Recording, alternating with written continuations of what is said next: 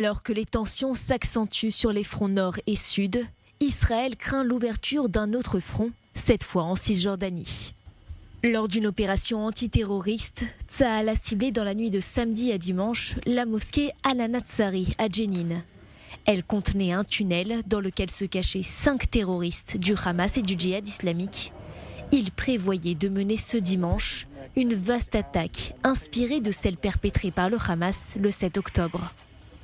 La cellule terroriste était responsable de plusieurs attaques menées ces derniers mois et prévoyait de mener une autre attaque terroriste dans l'immédiat.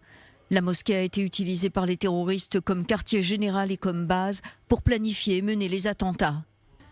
Dans le même temps, les préparatifs se poursuivent pour une opération terrestre dans la bande de Gaza, alors que Tsahal intensifie ses frappes aériennes en riposte aux tirs de roquettes incessants.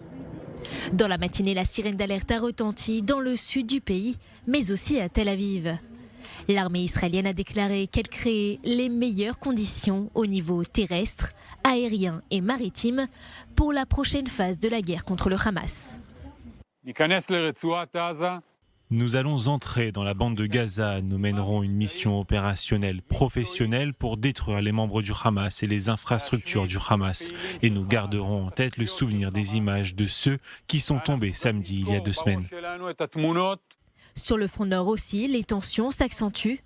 Tsahal a ciblé un groupe de terroristes ayant tiré un missile anti-char dans la région du Mont Dov.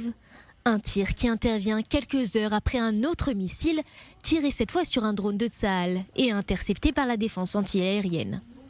En réponse, l'armée israélienne a ciblé le complexe militaire à partir duquel l'attaque a été menée. Dans le même temps, Israël a annoncé l'évacuation de 14 localités supplémentaires du nord du pays en réponse aux menaces croissantes du Hezbollah. Tsahal a frappé des cibles de l'organisation terroriste Hezbollah, notamment un complexe militaire à partir duquel un missile sol-air a été tiré sur un drone militaire. En parallèle, des avions ont ciblé des infrastructures terroristes et des postes d'observation du Hezbollah en réponse aux attaques menées dans la journée. Le Hezbollah a déclaré que depuis le début de la guerre, 19 de ses membres ont été tués, un nombre qui pourrait augmenter après les ripostes de Tsahal.